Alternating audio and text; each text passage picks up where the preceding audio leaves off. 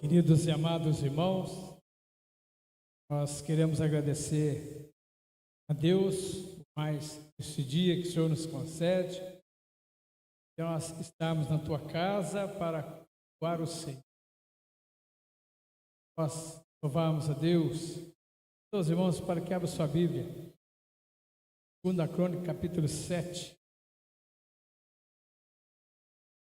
2 Crônica, capítulo 7, a partir do versículo 14.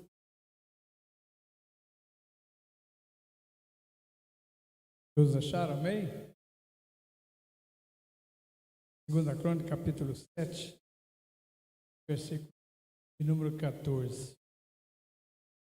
Se o meu povo que chama pelo meu nome se humilhar e orar, me buscar, se converter dos seus maus caminhos, então eu ouvirei dos céus, farei os seus pecados, sararei a sua terra. Estarão abertos os meus olhos e atentos os ouvidos à oração que se fizer neste lugar. Nela esteja o meu nome perpetuamente, nela estarão fixos os olhos e o meu coração, todos os promessas do nosso Deus. Promessas somente de Deus, o nosso Deus Todo-Poderoso, o nosso Pai amado, que nos faz essa promessa. Que nós estejamos cada vez mais buscando o Senhor, saindo dos nossos maus caminhos, convertendo o nosso coração e buscando ao Senhor. Tenha certeza que os olhos do Senhor estarão fixos em nós, e os seus ouvidos atentos à oração deste local, porque essa é a promessa do nosso Deus amado. Coloque de pé, igreja, vamos louvar a Deus. Oh, aleluia.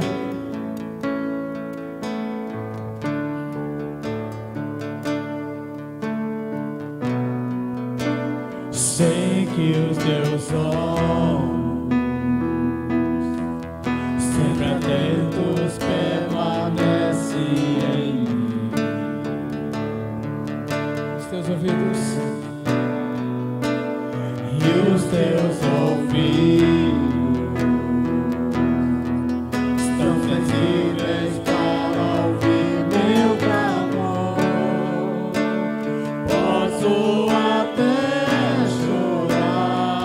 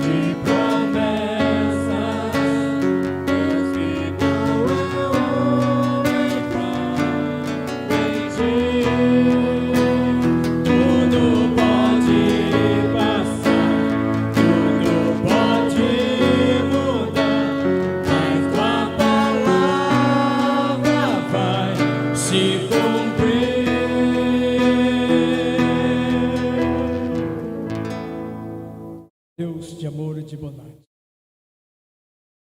Nossa gratidão ao Senhor por essa noite, Senhor Deus, onde nós colocamos as nossas vidas em Tuas mãos, Senhor. Abençoe cada vida que está nessa noite, cada família aqui representada, Senhor Deus. Nós possamos cultuar um Deus vivo, um Deus de poder, um Deus de promessa. Em nome de Jesus, nós oramos. Aleluia. Aclame o Senhor todos os dias. Aclame que o Senhor é teu Salvador. Aclame, aclame, aclame ao Senhor. Aleluia.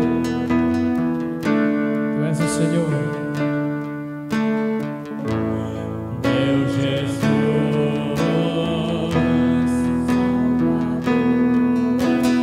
outro igual não há.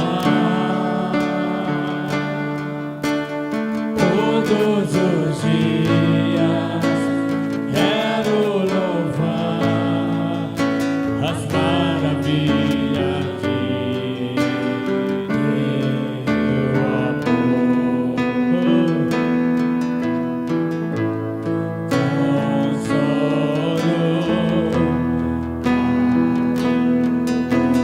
Força e refúgio é o Senhor.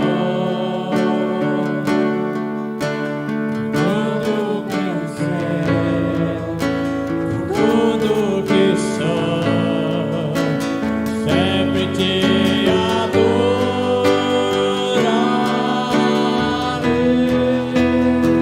Aclame ao Senhor. Aleluia. Poder, majestades, louvores ao Rei. Montanhas se prostrem e rujam os mares ao som de teu nome. Alegre te louvo por teus grandes feitos.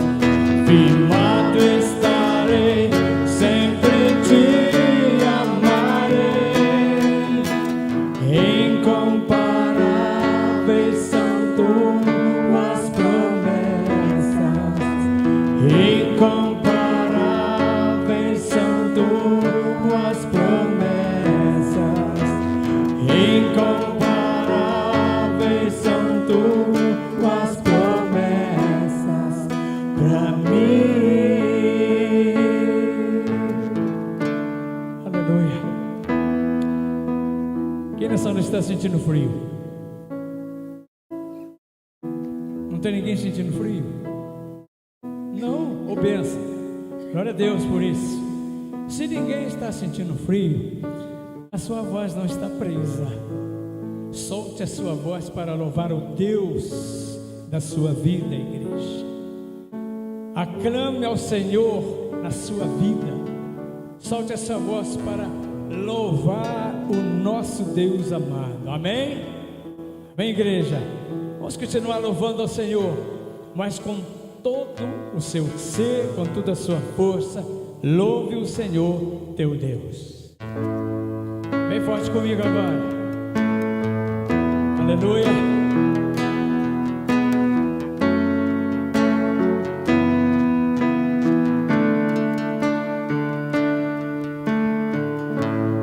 Meu Jesus, Amém.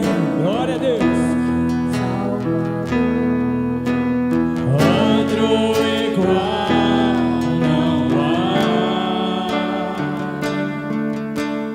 Todos os dias quero louvar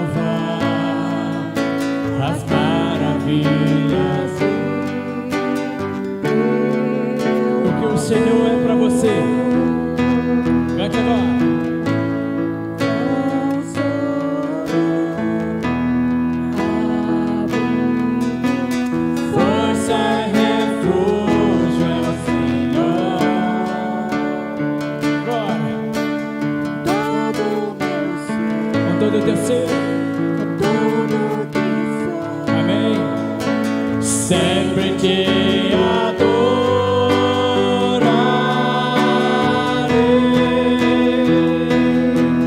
Aclame ao Senhor toda a terra e cantemos. Toda majestade, louvores ao Rei. Montanhas se prostrem e rujam os mares. Ao som de teu nome, alegre te louvo por teus grandes feitos.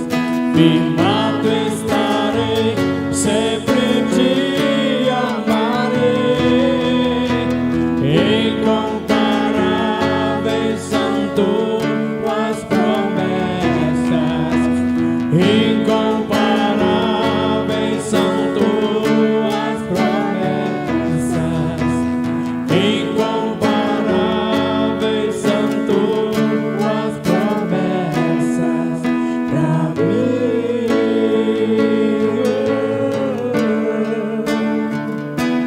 Pra mim.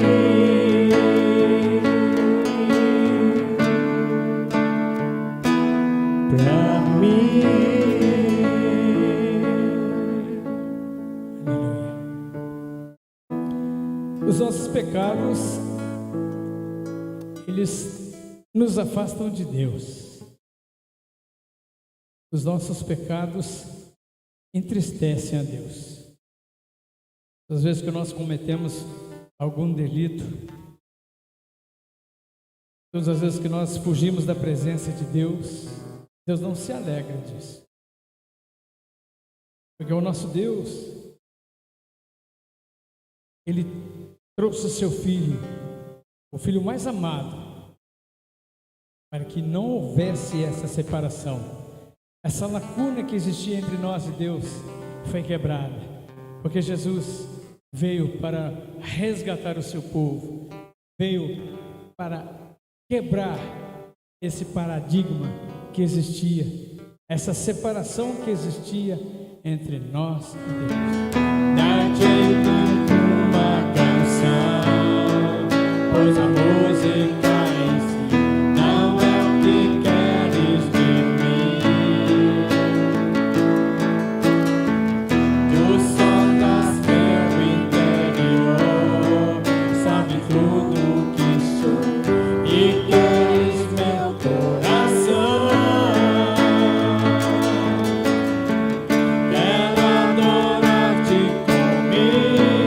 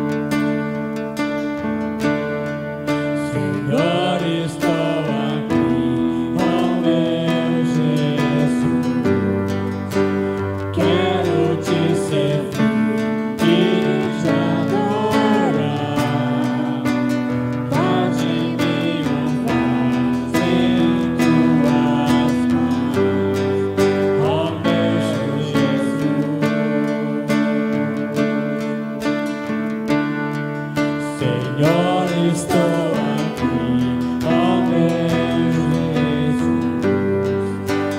Quero te servir e te adorar.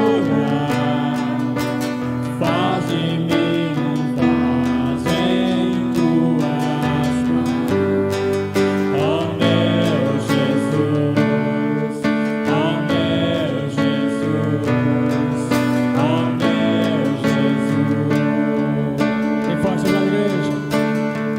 Quero adorar-te com minha alma. És o meu Salvador, a essência do meu louvor. Perdão, Senhor, é o que mais quero. És o meu Redentor, a essência do meu louvor. A essência do meu louvor.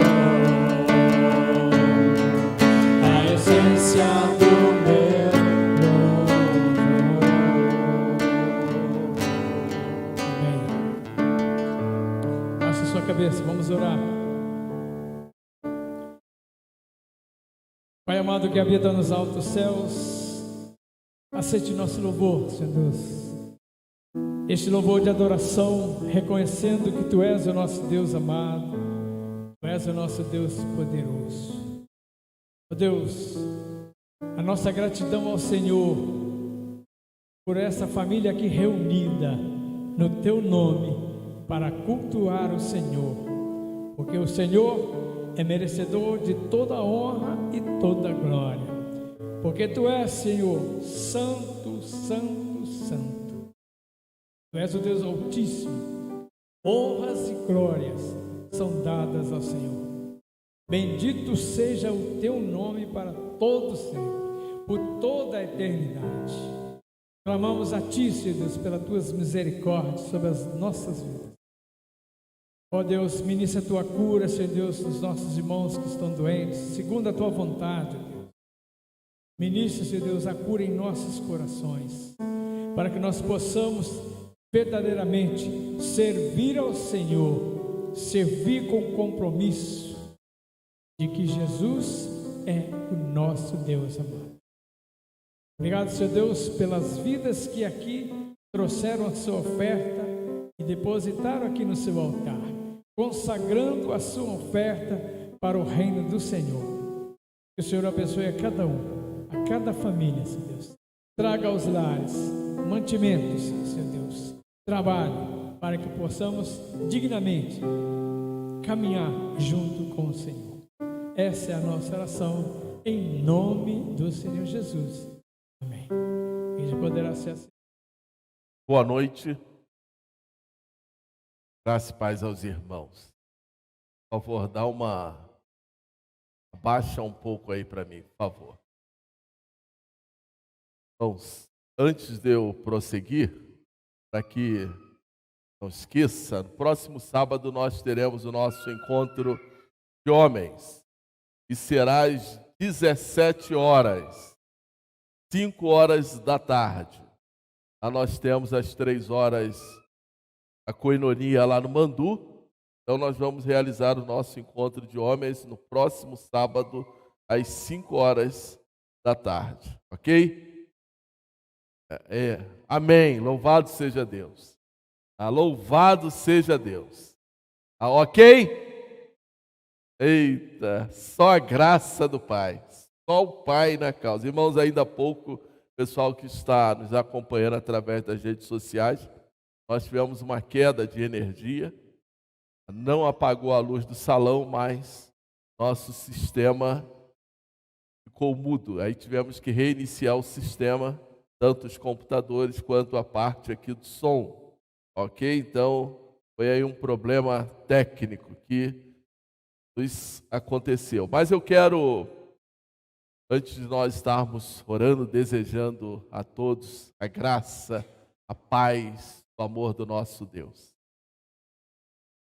Cada um de nós possamos desfrutar dessa graça e da paz que somente aquele que tem Cristo Jesus podem desfrutar, caminharmos em esperança e amor do nosso Deus. E aí nós podemos então compreender a graça como a certeza de que todos os que servem e amam ao Senhor Jesus Cristo, eles experimentam em suas caminhadas. A graça não é a salvação, mas é o cuidado do Senhor em nossa caminhada. Porque a graça, a certeza da nossa salvação, nós experimentamos quando aceitamos a Cristo como nosso Senhor e o nosso Salvador. Mas ainda assim dependemos do cuidado de Deus. O apóstolo Paulo, quando orou ao Senhor, a resposta que ele recebeu de Jesus: a minha graça te basta. É o cuidado de Deus. É o amparo que Deus tem por aqueles que verdadeiramente entregam as suas vidas em suas mãos. A forma como Deus se relaciona conosco, a forma como Deus cuida de cada um de nós. E é por isso que nós temos aprendido e experimentado a viver uma vida de temor a Deus. E aí então nós vamos cada vez mais experimentando desse cuidado, do amor, da maneira como Deus se relaciona com os que te servem. Vamos orar, baixa a sua cabeça, vamos estar orando ao Senhor mais uma vez. Pai amado, Pai querido, Pai de graça e misericórdia, Senhor.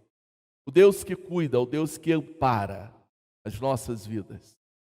O Deus que revela teu amor de maneira infinita a cada um neste mundo, para que eles possam também conhecer a Ti como seu Senhor e o Salvador das suas vidas. Pai, eu quero colocar, Senhor, esse momento que nós reunimos aqui, ó Pai, para Te adorar e celebrar o Teu santo nome diante de Ti, Senhor. Conforme já foi aqui falado nesta noite, Senhor, aceita a nossa adoração, aceita o nosso Pai. Mas, Senhor, que Tu também venha usar esse momento especial quando a Tua palavra é ministrada para falar em cada coração.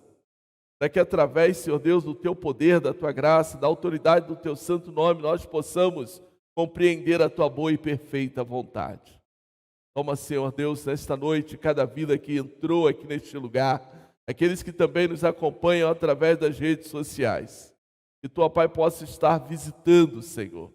Possa ir ao encontro, ó Pai, daqueles que têm passado por lutas, aqueles que têm passado por tribulações, ó Pai, que têm passado por aflições, aqueles, ó Pai, que também estão acamados, Senhor Deus. E ainda nas suas casas, nos seus lares, eles têm enfrentado, ó Pai, as enfermidades que assolam este mundo. Pai, que Tu possa estar falando, ó Pai, a esses corações, ministrando cura, Senhor. Entra com o Teu poder, com a autoridade do Teu Santo Espírito. Nós cremos, Senhor, que nós não precisamos estar ali presente para que, ó Pai, alguém, Senhor Deus, daqueles dos nossos, até mesmo aqueles que estão acamados, eles possam receber a cura. Porque a cura é através do poder do Teu Santo Espírito, ó Pai. É a Tua ação, Senhor Deus, sobre aqueles enfermos, sobre os doentes, aqueles que precisam de libertação, aqueles que precisam, ó Pai, de algo a mais de Ti, até mesmo a salvação, Senhor. Tu possa ir ao encontro, ministrando com o poder da Tua palavra, com a ação do Teu Santo Espírito, ó Pai. Mas que o nosso coração seja quebrantado diante de Ti, ó.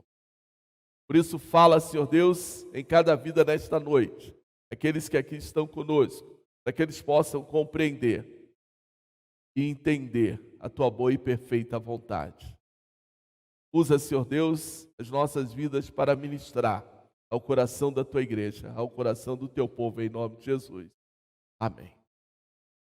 Meus irmãos, meus queridos, hoje nós retornaremos ao Evangelho de João. Hoje será então a nossa 7ª mensagem no Evangelho de João. Abra sua Bíblia no capítulo 1. Nós havíamos parado no versículo de número 34 do capítulo 1. Nós vamos então prosseguir nessa noite. Eu vou até o 42. Depois a gente então faz aí a sequência até o término do capítulo 1, que é o versículo 51. Essa sessão aqui do capítulo 1 nos fala sobre o chamado dos primeiros discípulos de Jesus Cristo. Nosso texto de hoje, então, ele expressa o quanto o relacionamento com Deus nos ensina o valor em servir ao Senhor. De uma maneira integral, aquilo que nós entendemos que é entregar a sua vida a Cristo. É deixar que Jesus Cristo, através do Santo Espírito, possa conduzir as nossas vidas. Nosso texto, então, demonstra as lições do discipulado. Discipulado é alguém se aproximar de uma outra pessoa e ela então passa a aprender a caminhar de acordo com determinadas lições. No nosso contexto bíblico, ser discipulado é aprender a seguir Jesus. É aquilo que diz lá Mateus 28. Aprender a fazer tudo o que Jesus Cristo nos ordena. E aí então a vida cristã exige que nós vivamos desta maneira, aprendendo a cada dia, a cada experiência, a fazermos a vontade de Deus. Eu sei que tem sido um grande desafio nessa geração. Eu tenho falado aqui com os irmãos em alguns dos nossos encontros da geração do século 21, dos anos 20 para cá, tem sido novo tempo, novas lutas, novos desafios. Anos anteriores, a nossa denominação havia iniciado o projeto Igreja Multiplicadora, trazendo o seu povo de volta ao trilho, voltando aos princípios. Esse é um livro do pastor Fabrício de Freitas. E missões nacionais têm dado ênfase a esse tema, discipulado. E graças a Deus, cada vez mais igrejas têm se envolvido aí com esse tema, têm se envolvido com essa dinâmica. Porque nós sabemos que as próximas gerações, elas enfrentarão dias difíceis. Hoje nós já estamos vendo o povo que não mais caminha com fidelidade ao Senhor. O povo que tem enfrentado uma crise em viver a vida de fidelidade a Deus, comprometida realmente com o reino de Deus. Cada vez mais surgem os novos princípios e valores da religião, onde se ensina que você não precisa estar em comunhão com uma igreja ou estar ativo numa igreja para você ser um cristão. E aí se fortalece os cristãos nominais. E é por isso que hoje tem todo tipo de cristianismo por aí. Mas o cristão bíblico tem sido raridade. O texto nos mostra o valor de nós vivermos, aprendermos os princípios e os valores que Deus tem colocado para a sua igreja, para o seu povo. Nós vamos lembrar do nosso tema anterior. O Criador revela a sua glória na pessoa de Jesus Cristo. Por isso eu quero, mais uma vez, tirar aquele nosso texto lá da gaveta, onde fica lá guardadinho para nós lembrarmos qual é o propósito do Evangelho de João. João capítulo 20, versículos de 30 a 31. Jesus, pois, operou também em presença de seus discípulos muitos outros sinais, que não estão escritos neste livro.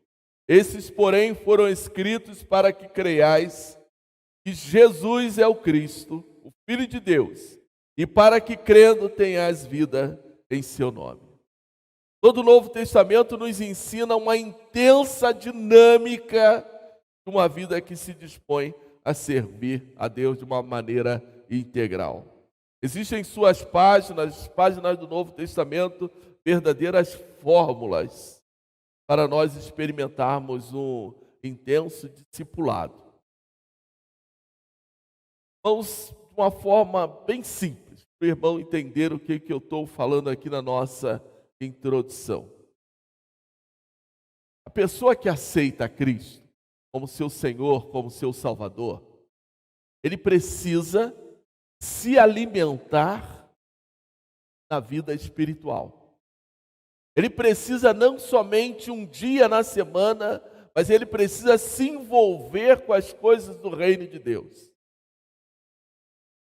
A igreja que marcou a chamada igreja primitiva, as páginas lá do Novo Testamento, essa igreja ela não somente ficou lá atrás, essa igreja precisa fazer parte do nosso dia a dia. A obra, a ação do Espírito Santo que marcou o livro de Atos, as cartas do apóstolo Paulo e as demais cartas, as cartas gerais, até mesmo o que relata o livro de Apocalipse, precisa fazer parte da nossa vida. E é por isso que nós, como igreja, precisamos então entender que precisamos ter uma vida intensa de relacionamento com o Senhor, relacionamento com Deus, é o dia a dia. E é por isso que há tantas e tantas atividades semanais no dia a dia da igreja para que os irmãos possam estar de alguma forma se envolvendo durante a semana. Sei que muitos acabam se envolvendo nas questões pessoais e não tem tanta oportunidade para se envolver no dia a dia das questões da vida espiritual. E aí a vida secular vai tomando o lugar daquilo que é espiritual. Nós acabamos dando prioridade às questões seculares, e aí nós já não temos tempo durante a semana ou os demais dias para orar, nós não paramos para ler a palavra de Deus, nós não participamos das atividades da igreja no dia a dia ou durante a semana. E aí então vamos dar aquele pouquinho ao Senhor no domingo à noite.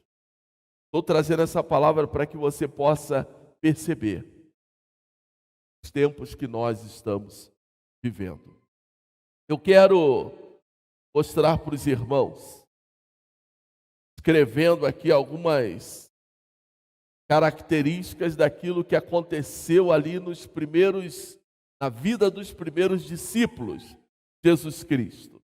É o primeiro método de discipulado. O que acontece quando então alguém começa a ser discipulado. É isso que nós vamos tentar entender, compreender aqui nesta noite. Aí com a sua Bíblia aberta, João capítulo 1, você vai deixar a sua Bíblia aberta.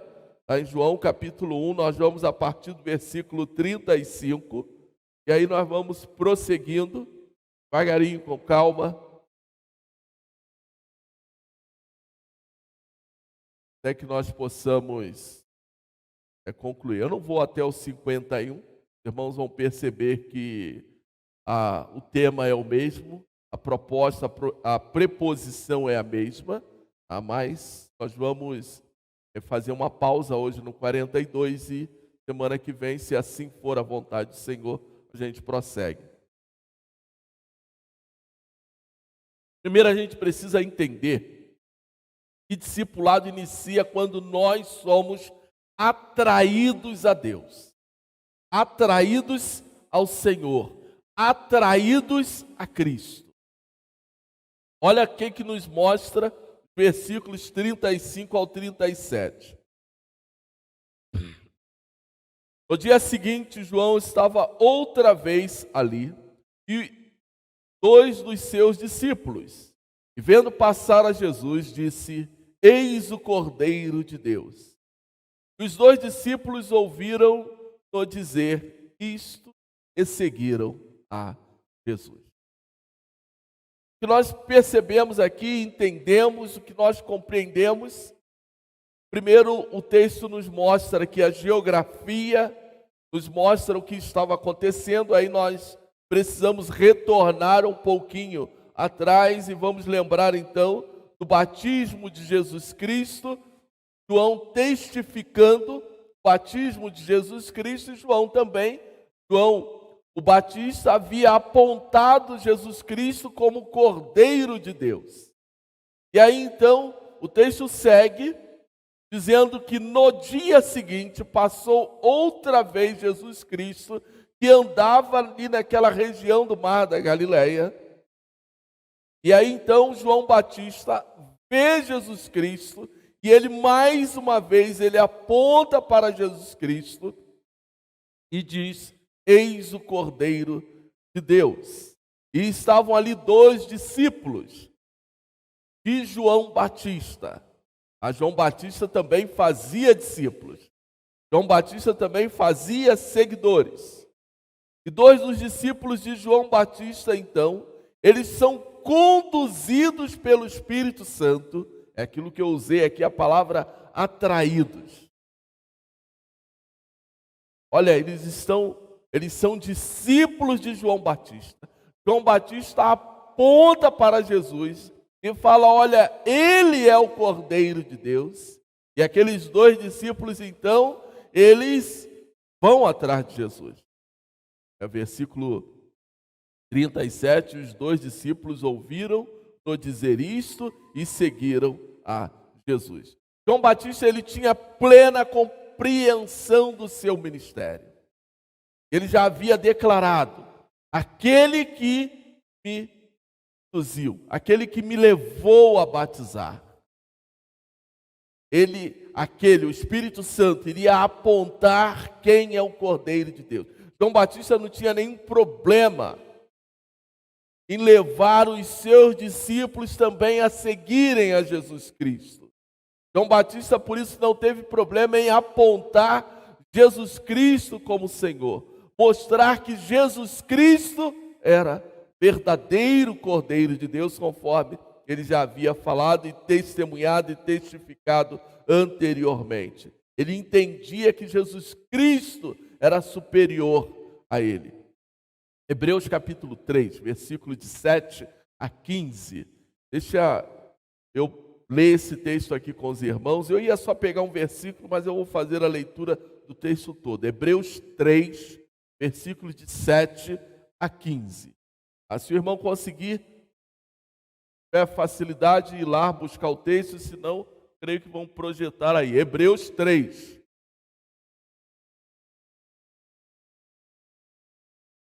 Portanto, como diz o Espírito Santo, se ouvirdes hoje a sua voz, não endureçais o vosso coração, como na provocação, no dia da tentação no deserto, onde vossos pais me tentaram, me provaram e viram por 40 anos as minhas obras.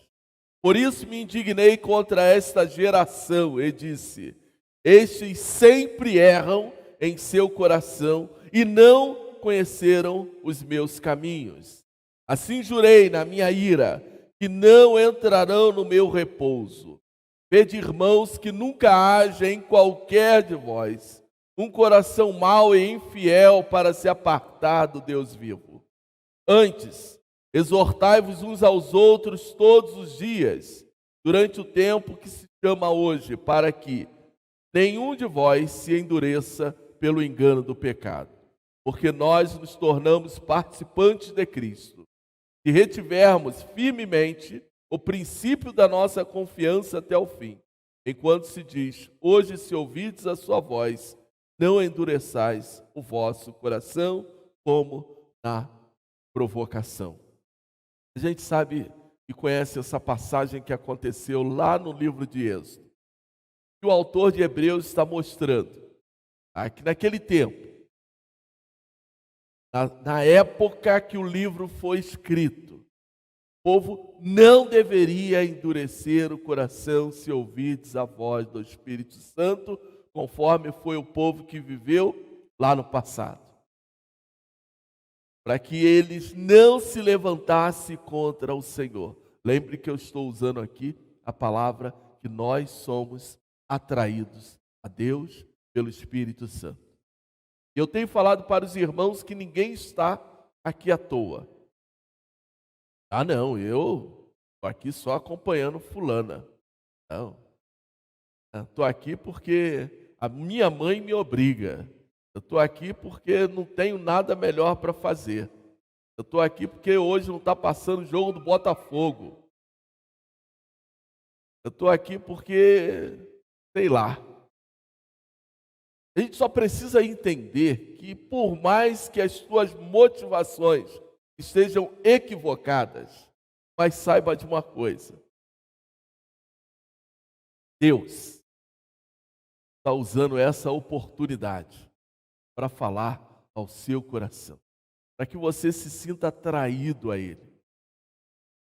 Deus usa cada minuto, cada momento da sua vida para que Ele possa te atrair. É por isso que o apóstolo Paulo, lá em Romanos, ele fala que os céus e a terra proclamam a glória de Deus. Porque o homem, ele será indesculpável diante do Senhor. Eu sei que está sobre os nossos ombros, sobre a igreja, anunciar, proclamar as boas novas. Falar por onde nós formos. Está sobre nós. Anunciarmos o reino de Deus. Pregarmos o evangelho. Mas, ai daqueles que ouviram e não deram ouvido. Por isso que Hebreus então nos exorta e nos fala que Deus não deixará essa geração impune. Tá? Estes erram, versículo 10, estes sempre erram em seus corações e não conheceram os meus caminhos. Assim jurei na minha ira que não entrarão no meu repouso. E é olhar para aquela geração que estava lá no deserto, é nós entendermos que a mesma palavra do Senhor, mostrada no deserto, ela se repete em nossos dias, porque a mensagem continua sendo pregada até Cristo voltar. E aí então, voltando há muitos que têm tentado se desviar daquilo que o Senhor falou aos seus corações. Mas ainda assim, Deus requer de nós possamos nos voltar a Ele, nos arrependermos, voltarmos à sua presença. Vamos prosseguir então, versículo 38 e o 39. Esse é o segundo método, a segunda maneira como Deus nos discipula, nos leva a um caminho de discipulado. Nós somos associados a Cristo. Nós nos achegamos a Cristo. Nós nos aproximamos de Cristo. E aí entra algo que eu quero deixar aqui para os irmãos, para que vocês possam perceber. Olha o que diz então o versículo 38. E Jesus, voltando-se e vendo que eles o seguiam, disse-lhes: que buscais? E eles disseram: Rabi, que traduzido quer dizer mestre, onde moras? E ele lhes disse: vinde e vede. Foram e viram onde morava e ficaram com ele aquele dia. E era já quase a hora 10ª. Irmãos, 2 dos discípulos haviam sido os discípulos de João Batista, haviam sido atraídos a Jesus. João Batista mostrou: eis o Cordeiro de Deus. Eles então ouviram, e imediatamente o Espírito Santo tocou no coração deles para que eles então passassem a seguir a Jesus. E eles são levados até Jesus Cristo, e aí entra algo interessante. É aqui que às vezes a gente não percebe, é a nossa humanidade. Por mais que somos atraídos ao Senhor, nós começamos os nossos questionamentos humanos. Faz parte da nossa natureza. O que vai acontecer é que Jesus Cristo agora percebe que eles estavam acompanhando a Jesus. É óbvio que fica aqui implícito no texto a onisciência de Jesus. ainda que isso aqui o escritor bíblico não fale, mas fica aqui implícito a onisciência, porque Jesus Cristo sabia quem eram aqueles 2 discípulos, sabia o que iria acontecer na vida daqueles 2 discípulos, o impacto que a vida daqueles 2 discípulos agora estava passando a experimentar. Mas Jesus Cristo quer sondar o seu coração, quer que você confesse. E aí então, o que você está buscando? O que você quer de mim? Cristo sabe. Cristo sabe a tua intenção aqui neste lugar. Qual é a tua motivação em vir aqui? Mas a pergunta, ela vai continuar. O que você deseja? O que você está buscando? O que você precisa? E aí então, eles usam agora uma outra expressão que até então o Evangelho de João não havia trazido. João apontou a Jesus Cristo como o Cordeiro de Deus, João apontou Jesus Cristo como o próprio Deus, João apontou Jesus Cristo como Filho do Homem. Agora surge a palavra Rabi, mestre, Messias. Isto implica em nós compreendermos e olharmos a esperança de Israel. Olha o que o texto vai nos mostrar. Ele responde: onde moras? Essa é a pergunta deles. E tem algo aqui bem particular, né? Eu vou te seguir. Mas quais são as condições para que eu venha te seguir? Esse é o nosso problema. Essa é a crise da religiosidade dos nossos dias. As pessoas querem seguir a Cristo, elas até têm boas motivações, mas quando apresenta a ela verdadeiro evangelho, aí muitos desistem. Agora, se nós colocarmos aquele evangelho cheio de roupagens bonitas, olha, Jesus Cristo mora numa mansão, e na mansão tem 12 suítes, uma suíte para cada discípulo, tem piscina, tem isso, tem aquilo outro, porque é o evangelho da prosperidade, é o evangelho das vitórias, é o evangelho das bênçãos, que muitos são atraídos. Muitos entendem que seguir a Cristo é alcançar agora uma prosperidade, você vai experimentar uma nova vida, você vai experimentar algo novo, agora Deus vai abençoar a sua vida, Deus vai transformar a sua vida. E a pessoa não entende que essa transformação, essa bênção, ela tem um preço. Ela tem alguns valores que estão implícitos nessa caminhada que Jesus Cristo está fazendo com eles, com aqueles 2 discípulos. E olha que aqueles 2 discípulos, eles já seguiam a João Batista, e João Batista também não vivia com tantas coisas assim, né? A sua alimentação era simples, as suas vestes eram simples. Bem, agora se esse aí é o Cordeiro de Deus, o negócio agora vai melhorar um pouquinho mais. Aí Jesus Cristo, então vamos lá, vamos ver para onde eu estou vivendo. E nós sabemos que Jesus Cristo, num outro contexto, Jesus Cristo está nos falando que, olha, eu não tenho nem onde reclinar a cabeça. Esse é o Evangelho de Jesus. Nós somos atraídos a Cristo, mas também somos convidados a nos associarmos a Cristo. Eu não estou dizendo que o Evangelho é ser cristão, é viver uma vida de sofrimento, é viver uma vida de lutas. Não, de maneira alguma. Mas teremos lutas e desafios teremos provações. O Evangelho não é só isso, tem alegria, tem vitória, tem bênção. Mas também teremos lutas, teremos desafios, teremos provações. Passaremos por momentos difíceis em nossas vidas, mas Cristo está nos mostrando que vale a pena segui-lo, vale a pena estarmos na sua presença,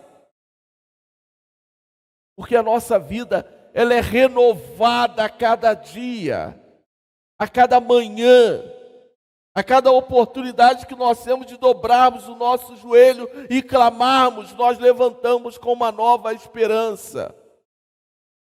Ainda que embora as lutas elas sobrevenham sobre as nossas vidas. A pergunta que Cristo faz àqueles discípulos, ela precisa continuar ecoando nos nossos corações. O que você está buscando no Senhor? É por isso que Cristo lá no Evangelho de Mateus diz: buscai, você buscar, você irá achar. Buscar-me-eis e achareis. Ah, você precisa pedir. Você precisa abrir o seu coração. Você precisa se colocar na presença de Deus e realmente se associar ao Senhor, fazer parte da obra do Senhor. Esse é o desafio dos discípulos: se associar, estar com Ele, caminhar com Ele, andar junto com Ele. Vinde, vede. E foram e viram onde morava, e ficaram com ele aquele dia, e já era quase a hora 10ª, quase 4 horas da tarde. Passaram todo um dia com Jesus. E ali então, eles aprenderam mais do Senhor. Quanto valia a pena estar na presença do Mestre, estar na presença de Cristo Jesus, o Messias. Olha, versículo 40. Vamos prosseguir então. Terceira característica é do discipulado. O Espírito Santo nos leva a proclamarmos a Cristo. Somos atraídos a Deus, passamos a fazer parte da obra do Senhor, e aquele que verdadeiramente faz parte da obra do Senhor, ele é inclinado a anunciar, a proclamar o reino de Deus. Bom, versículo 40 então diz assim, era André, irmão de Simão Pedro, um dos que ouviram aquilo de João e o haviam seguido. Este achou primeiro a seu irmão Simão e disse-lhe: achamos o Messias, que traduzido é o Cristo, e o levou a Jesus.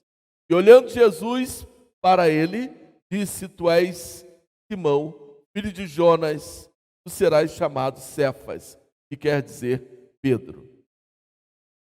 Primeiro, agora o escritor bíblico João, evangelista, ele está identificando quem era um dos que ali estavam. E aí então surge agora o nome do primeiro discípulo, que se chama André. E André ele tem uma característica peculiar, principalmente no discipulado, na evangelização. André é aquele personagem, aquele discípulo, e então ele imediatamente, ele tem uma experiência com Deus, imediatamente ele vai então contar essa experiência, e ele vai contar para quem? Para seu irmão. Ele vai levar o evangelho para os seus. Ele vai falar, e o texto aqui deixa muito claro, achamos o Messias. Messias é o prometido de Israel. É aquele, é o ungido do Senhor, é o ungido de Deus, é aquele que é prometido por Deus. Gênesis 3,15. É isso que ele está falando. E é por isso que Simão, então Pedro, olha, gerações e gerações aguardavam o Messias, agora o Messias está aqui. E aí então, André é esse personagem no campo do discipulado, que não se cala. Fala do amor de Deus, que leva a palavra de Deus. E uma característica de André é porque André, ele levou para quem? Ele levou para a sua família. Para as pessoas que ele conhecia. Ele não foi evangelizar um estranho. Ele foi evangelizar o seu irmão. Ele foi falar. Evangelizar é você anunciar as boas novas. Aí ele foi compartilhar com seu irmão. Essa é a característica. Nós precisamos proclamar a Cristo a quem? A experiência que nós estamos tendo com o Espírito Santo. Eu preciso compartilhar, eu preciso proclamar, eu preciso anunciar para que outros também possam ter a mesma experiência que eu estou tendo. A gente não pode se calar. E aí então, ele traz Pedro até Jesus. Eu quero voltar aqui ainda no versículo 40, a uma questão aqui no texto. O escritor bíblico, que é João o Evangelista, ele fala assim: era André, o irmão de Simão, um dos que ouviram aquilo de João, e o haviam seguido. A João, que ele está falando, João Batista. Mas, se você olhar aí no comentário da sua Bíblia, você for fazer um outro estudo, algum autor possa ser que ele fale que o outro discípulo seria João o Evangelista. Então, isso faz parte da tradição, entender que João o Evangelista, ele era o segundo discípulo de João Batista. Então, isso está na tradição. Então, quando você faz uma pesquisa sobre os 12 discípulos ou apóstolos, de onde ou quando Jesus Cristo encontrou os 12 apóstolos, aí você então vai encontrar que João, o evangelista, era discípulo de João Batista, que estava junto com André, e então eles encontraram a Jesus enviado por João Batista. Então você vai encontrar isso, mas o texto, porque João, se foi ele, João Evangelista, se era ele João Evangelista, ele simplesmente omite que ele era esse outro discípulo. Assim como depois ele vai também fazer a mesma coisa quando ele menciona o discípulo amado. Ele não fala, João Evangelista não fala que ele era o discípulo amado de Jesus. Aí é por isso que aí a teologia vai discutindo quem era o discípulo amado de Jesus. Mas acaba se tornando, essa tradição acaba se tornando nossa prática como pregadores, e às vezes a gente prega como se tivesse um texto bíblico, dizendo que João seria o discípulo amado, ou que João era o outro discípulo. Não há nenhum problema, é apenas uma questão da tradição. Só quero te mostrar por quê. O texto não fala do segundo, e quem era esse segundo? Mesma coisa vai acontecer com os discípulos no caminho de Emaús. Não fala o nome dos discípulos, nós não temos registrado quem eram esses homens, mas corre aí a tradição identificando quem eram esses homens. Mas o importante é nós entendermos que André é esse primeiro personagem dos discípulos de João Batista que vai se tornar apóstolo de Jesus. E aí, André, ele fala com seu irmão vai até Jesus. E aí o versículo 42, Jesus Cristo agora, ele utiliza da sua onisciência. Primeiro ele fala quem é Pedro. Olhando Jesus para ele, disse: tu és Simão, filho de Jonas. Lá em Mateus capítulo 16, Jesus Cristo usa essa mesma expressão e ele vai falar filho de Bar-Jonas, que quer dizer filho de Jonas, que é o que o escritor de Mateus, ele vai usar essa expressão no capítulo 16 do Evangelho de Mateus. E aí Jesus Cristo faz uma outra afirmação para Pedro. Tu serás chamado Cefas, que quer dizer Pedro, que quer dizer pedra, uma grande rocha. Tu é uma dureza. Tu é um homem duro. E aí tem uma questão que é mais teológica. A expressão pedra que Jesus Cristo está utilizando para Pedro, ele está declarando que tu é pedra bruta. E essa pedra eu irei lapidar. Pedro é pedra bruta, é rocha, mas será lapidada por mim. E é isso que acontece na vida de Pedro. Pedro é transformado na sua caminhada. Quando a gente lê as cartas que Pedro escreveu, e Pedro provavelmente já estava lá nos seus últimos anos, aí a gente então entende o que Jesus Cristo estava fazendo com a vida de Pedro. As próprias palavras de Pedro o condenaram. Disse que seguiria Jesus Cristo por onde fosse, morreria a morte de Jesus. As próprias palavras dele o condenaram, mas porque ele era pedra bruta. Se nós não nos deixarmos ser lapidados pelo Senhor, nós continuaremos pedra bruta, que não se transforma, que não muda. A vida de um discipulado é experimentar, tornar uma nova criatura, ser transformado no dia a dia, experimentar mudanças em suas vidas, experimentar algo que Deus quer fazer conosco no nosso dia a dia, em nossa caminhada. Discipulado é gerar vida na vida, e de uma maneira dinâmica, para que nós possamos ser usados no reino de Deus. Pedro é esse homem. Vocês percebem como o texto aqui ele vai nos mostrando algo que Deus estava trazendo na vida daqueles homens. Nós temos João Batista apontando para Cristo.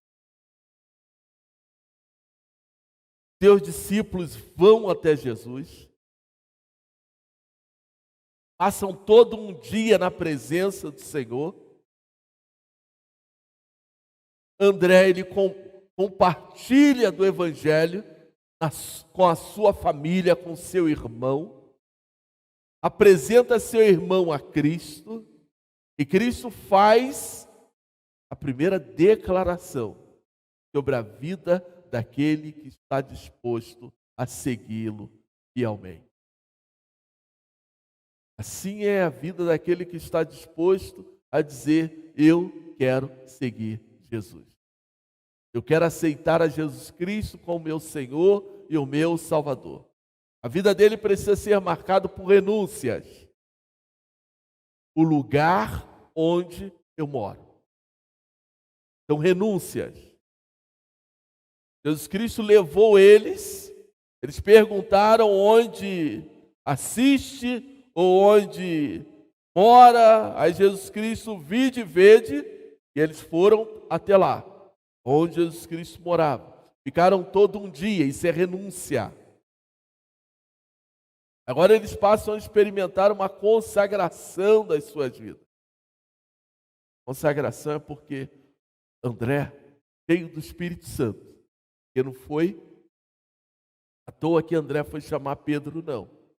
É cheio do Espírito Santo, movido pelo Espírito Santo. Ele já falou: encontramos o Messias. Encontramos o ungido de Deus. Quantos que vieram antes de Jesus se apresentaram como o Messias, como o ungido de Deus? foi um caso. Gamaliel fala sobre isso lá em Atos.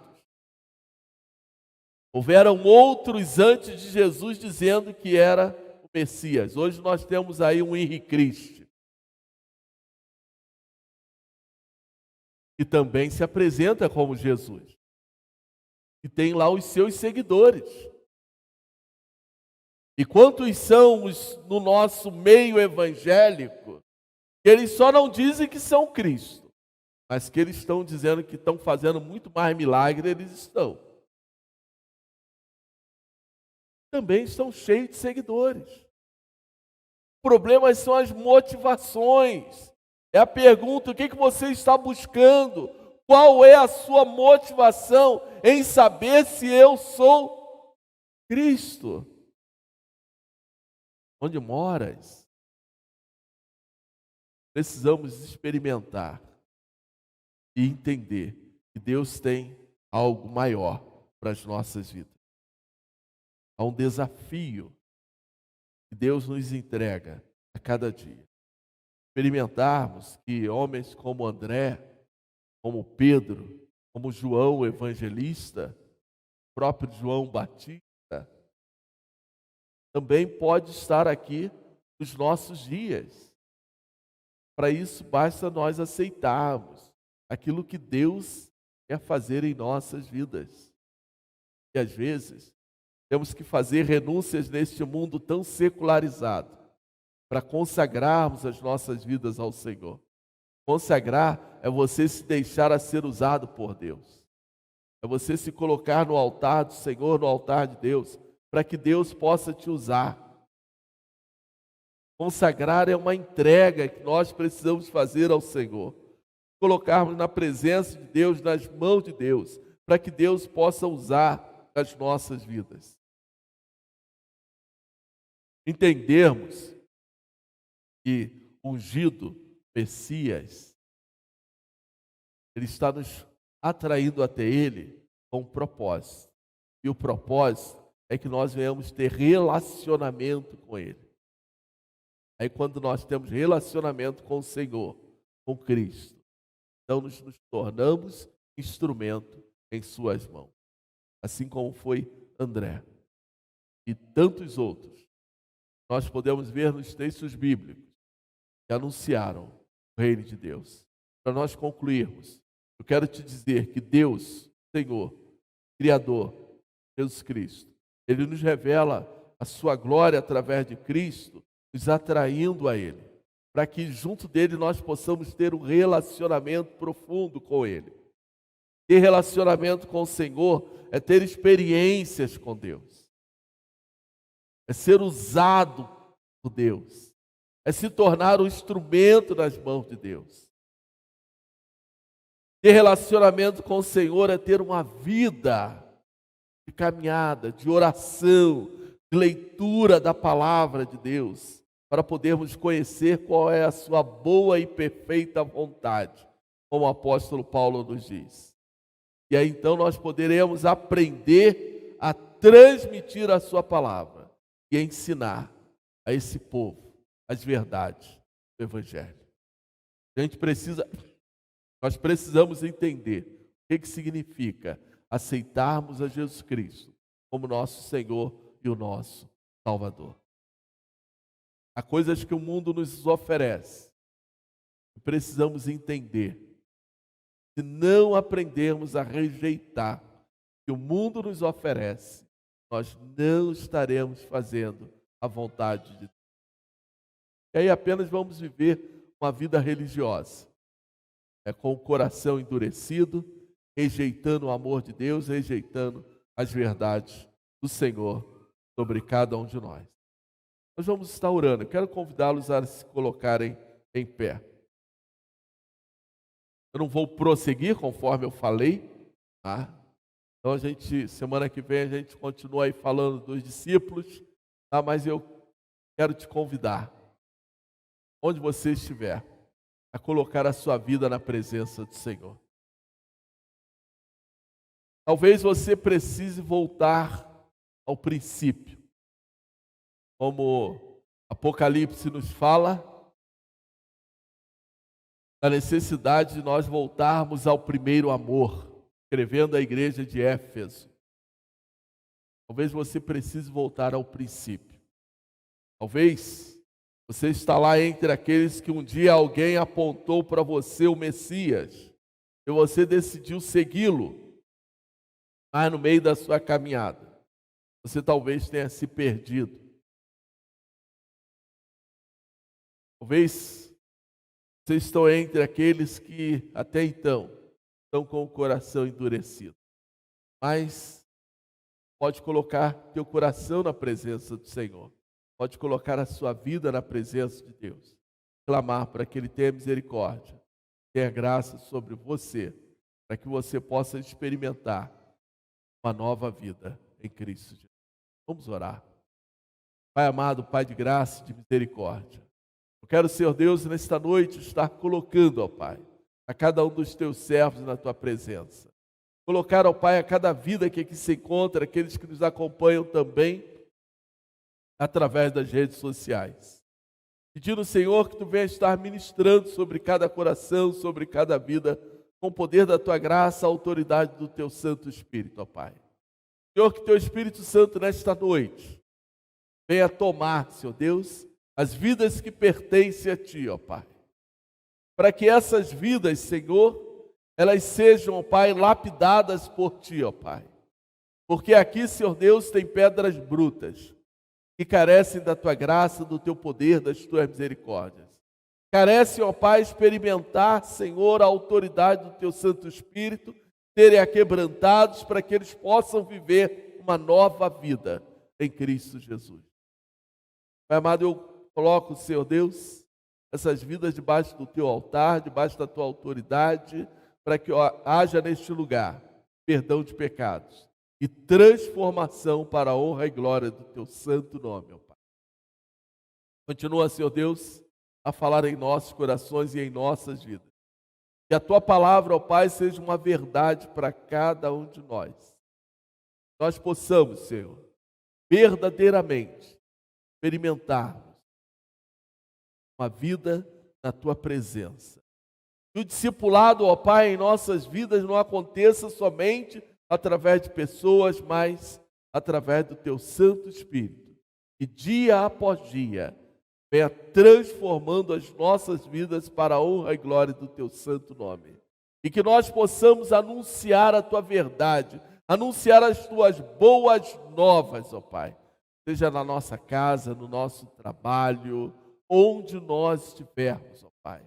Com os nossos parentes, amigos, mas que nós não venhamos nos calar. Que nós sejamos usados pelo Teu Santo Espírito para falar, eu conheci a Jesus, Messias, o prometido de Israel, o Deus Salvador, o Todo-Poderoso. Obrigado, Senhor Deus, porque Tu nos mostra a Tua verdade, Tu nos mostra a Tua boa e perfeita vontade. Em nome de Jesus. Amém. Obrigado, Senhor, por esta noite. Obrigado, ó Pai, pela vida da Tua igreja, pela vida do Teu povo. Continua, Senhor Deus, a nos sustentar com o poder da Tua graça, a autoridade do Teu Santo Espírito, ó Pai. Nos abençoa, Senhor Deus, no decorrer desta semana, quando, ó Pai, muitos começam, Senhor, as férias escolares e de outras atividades. Que as Tuas mãos, ó Pai, estejam sobre cada um de nós, guardando, ó Pai, cuidando também, ó Pai, das crianças, Senhor, que ficam em casa, às vezes, ó Pai, precisam ficar em casa até mesmo sozinhas, mas que Tu possa cuidar com a Tua graça, com a Tua misericórdia, ó Pai. Tendo as Tuas mãos, ó Pai, sobre cada um de nós, sobre a Tua igreja, dando uma semana abençoada. Que a graça salvadora do nosso Senhor e Salvador Jesus Cristo, que o Deus Todo-Poderoso esteja sobre nós, e o Santo Espírito abençoe a sua igreja, abençoe o seu povo, em nome de Jesus. Amém. Que Deus abençoe e tenham todos uma boa noite, em nome de Jesus. Vamos, senta um pouquinho, vamos orar antes de nós sairmos. Lembra, próximo sábado, 17 horas, nós temos o encontro dos homens.